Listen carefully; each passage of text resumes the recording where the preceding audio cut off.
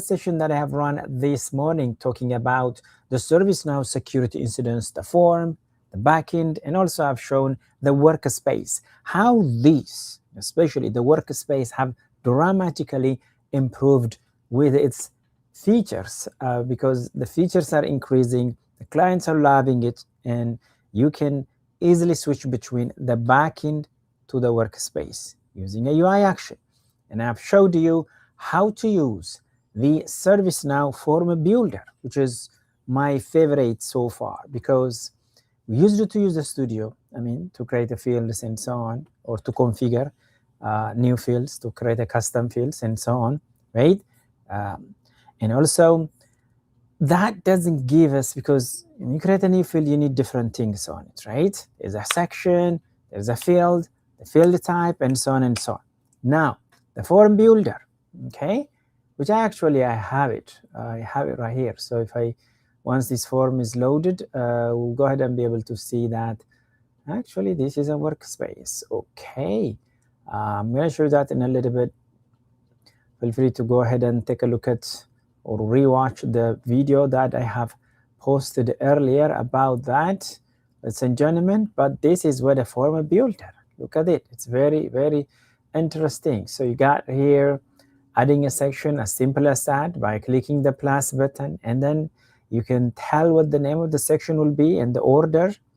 And if you add a field, it's very simple. Again, you can hover over next to the field that you want to add, and from there use the plus button, and then you can add a field below or above. And as you click on top of the field on the right side, you will have a panel where you can make this field read-only, mandatory, active, or decide the choice as well. Well, without further ado, let's talk about the risk score. Risk score. Yes, everything has a risk. If I want to plan from here to fly from here to Dallas, Texas, yes, there is a risk. If I drive, there is a risk. If I fly, there is a risk. So my goal will be to minimize the risk, but I need to know the risk score, right? What is the risk score of flying?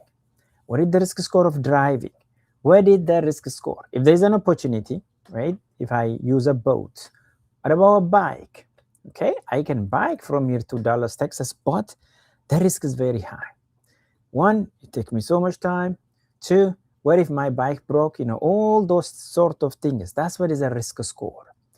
Okay, you score, give it a score from this different angle you're going to take a look at. And then from there, right, based on that risk, when it comes to security incidents, you'll go ahead and manage that security incident. So let me give you 6 whys and how. 6 whys and how when you think about the risk score. The first is who. Who should be involved in determining the business criticality and the risk bias, okay? B-I-A-S. Shari, how do you say bias? B-I-A-S? Bias. Bias. Yes. I have an English teacher here. I'm an architect in ServiceNow, but I have an English teacher here. All right. So BIAS is, how do you say it? Bias. Yes, bias. All right, I'm close, no problem. So that's just for fun. Now, who need to be involved? That's the first thing. Second, what? Okay? What type of scoring should be applied to a security incident, right? Type of the scoring.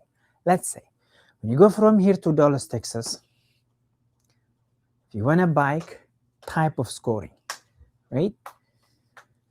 You have to apply on it. Based on that, you'll have a risk score. Okay? Now, where is another? Where are the places that might affect the risk? Think about that. In a broader perspective, when you walk, when you travel, when you fly, where are the places that might affect your risk? If you bike, now, the bike might get damaged, right? After a certain mile, 100 mile or 200 mile, then that will be that's the place where that might affect the risk. If you fly, there will be some delay. If you fly, there will be flight cancellation. These are all the risks. Where? Then when are these specific times that affect the risks? When? If you fly in the morning, can you reduce the risk? Okay, all those things need to be considered when you think about the risk. So let's go ahead and bring risk score calculator. Now, risk score calculator. So if you put calculator under security incident, you have security incident calculator. Okay, you'll have different types of calculator. For vulnerability, you got vulnerability calculator, right? For vulnerability response, right there, that's for application, and this is platform or for like CI kind of vulnerabilities. You got a calculator. For threats, you may have another calculator, and so on and so on. So today's focus is security incident calculator. Okay, let's talk about that. Now, out of the box, ServiceNow is nice enough to give you at least 3 calculators. One is based on severity, the other is user criteria, and the third one is business impact. Okay, all right, let's take a look at first one right here, severity. Severity, okay, severity, this calculates to set the impact, priority, the risk, okay, and also the severity itself. And the target field is severity. Now, here are the 6 calculators, okay, the security incident calculators for this severity. Now, there's an order right here. Order, this can happen first if it fulfill the criteria, right? The condition that you have on this one, if it fulfill, this will happen first. So this is going to be the first checked. Then go on like that, okay? First will be check this one, move to the second one. If it doesn't fulfill, you're gonna move to this one, and whichever fit the criteria based on the condition that you put, we'll go ahead and apply on this one. Make sense?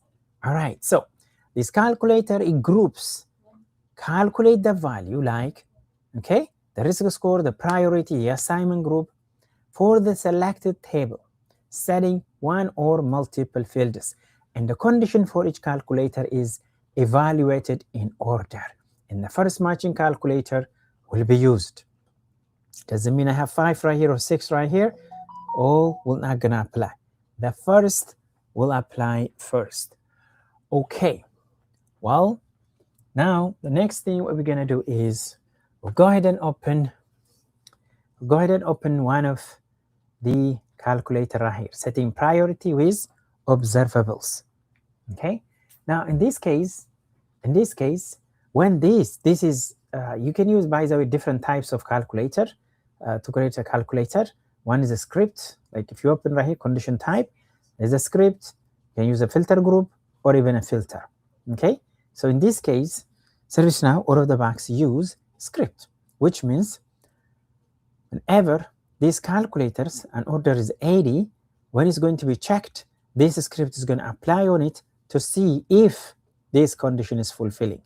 Right? You see right here, there is a script include, and this script include will also be checked in to see if it is fulfilling. Now, this calculator will happen when the category is phishing, or when the category is malicious code activity, or category denial of service. Okay, right. So with that sense, all right, let's see. Let's have some fun right here. Come, Shad. Let's have some fun. All right. So, like I said, I have an English teacher. Come forward here. I am reading this one, denial of service. What do you think? Denial of service. Okay, denial of service. All right. We're learning English as I am teaching ServiceNow. Thank you so much, Sister Shadia. You might see her in her channel, by the way. You can search for Ashadi. You can find her. She has a couple of channels. All right, ladies and gentlemen, let's continue to today's point. Now, setting the value is right here. So this is based on a script. Whenever this script include, which means right here the category is phishing, right? The category malicious code activity or denial of service, right? If any of this category is there, then the script include will run, and then from there it's going to set the value. How it's going to set? Again, there's a script include right here, risk core URLs.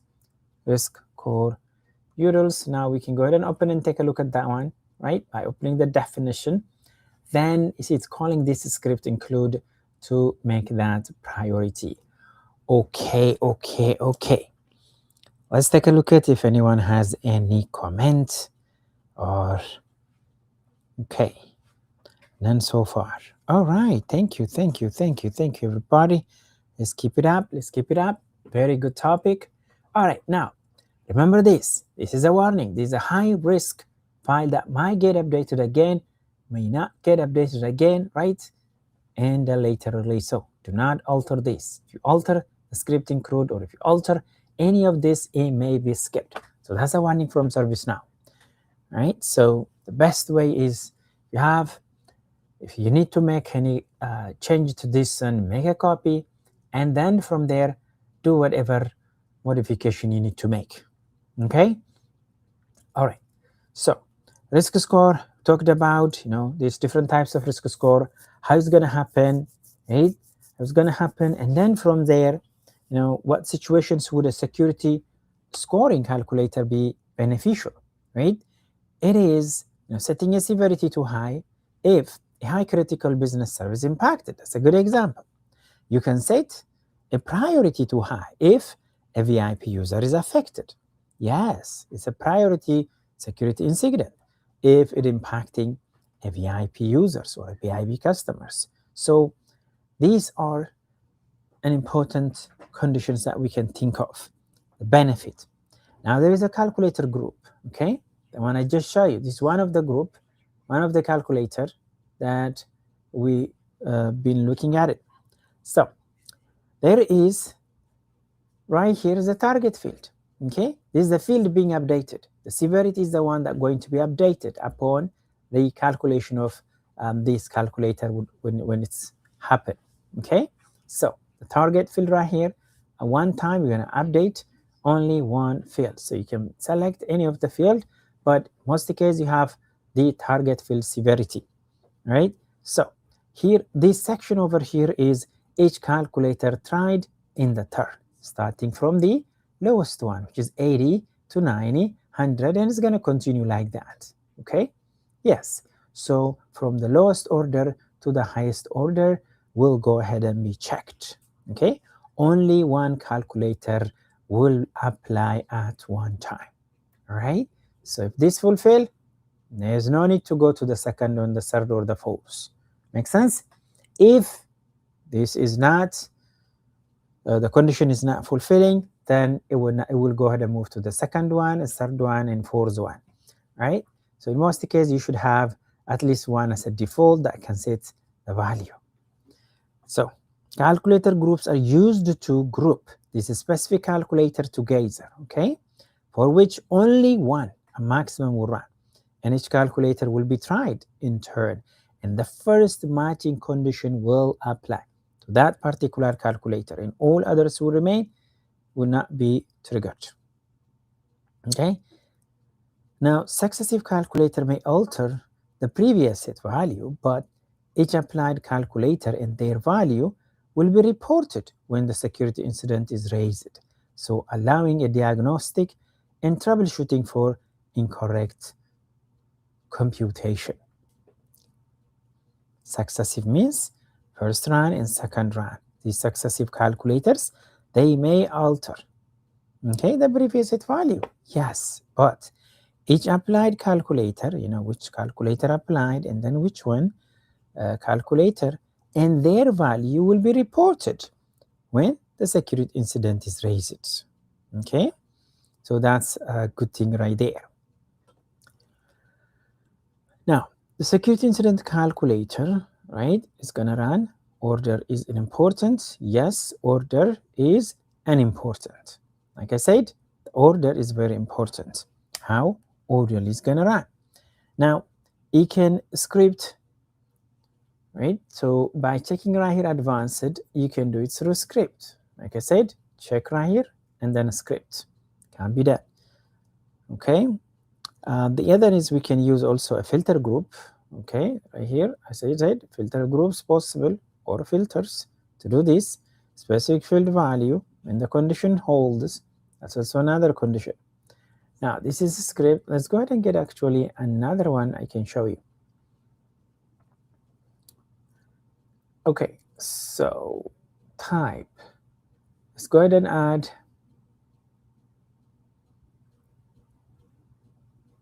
a couple of things here to this. Right filter, advanced view. Okay. Okay, let's go ahead and set this. And now adding those fields in this security incident calculator group, majority of them right here, the condition type is a script. Okay, we have filters as well. So let's go ahead and open the filter one, multi-attack vector. The multi-attack vector right here is using a condition. What did this mean? Okay, advanced is turned off, perfect. And then here are the conditions. When the attack vector contain web and attack vector contain email and attack vector contain impersonation. When these three things happen, it's gonna set the value what? Okay, it's gonna set these values right here, severity to 1 high. Perfect. The ServiceNow Security Incident Calculator, risk score calculator. At time you can have a different calculator groups you can set, but what's going to happen is that your calculator to set, for example, the severity, you can use different things, the configuration item or the affected user, whether being it's a VIP or not, and so on. So you can use a filter group or a filter or even a script. Okay, based on that you can go ahead and set the value. Now there is a system property that you need to turn on if you would like to use your own custom calculators. Okay, to activate a new risk score calculator, you have to set the system property to true. What you see this activate new risk score calculator. Normally this is set to false, so you gotta go ahead and turn this risk score system property to true. When you set that, yes, you can go ahead and create your own risk score calculator to go ahead and apply. Once this has been set to true, then implementers can configure the risk calculator on the SIR workspace. Okay, that's the benefit there. Okay, once you do that, in the security incident risk score, the risk score can be configured where? In the workspace. Okay, yes, in the workspace they can go ahead and do that. Okay, they can create different risk score calculator based on the condition, so you can turn that one on, and in a very good way you can go ahead and do it directly in the workspace. But just to show you, talking about this risk score calculator, the risk score calculator system property activate, and then from there let me quickly show you the risk score calculator. Okay, let's go ahead and look for calculator. Okay, so the calculator is under security incident. You have setup and then security incident calculator. You have 3 calculators for severity, user criteria, and also business impact. Business impact, set the business impact. Now the severity, what's going to happen is, severity, user criteria, business impact, all that's going to happen, and then add up the value from the 3 and then divided by 3. Okay, that's the average value will be populated. The severity right here, for example, you can go ahead and open and see you have these different groups based on different conditions that can happen. And again, at time, it will only run once. We run one. If that set the value, it will not gonna move to the second one or third one. Perfect. Type, yes, condition type, you can use a script or filter group.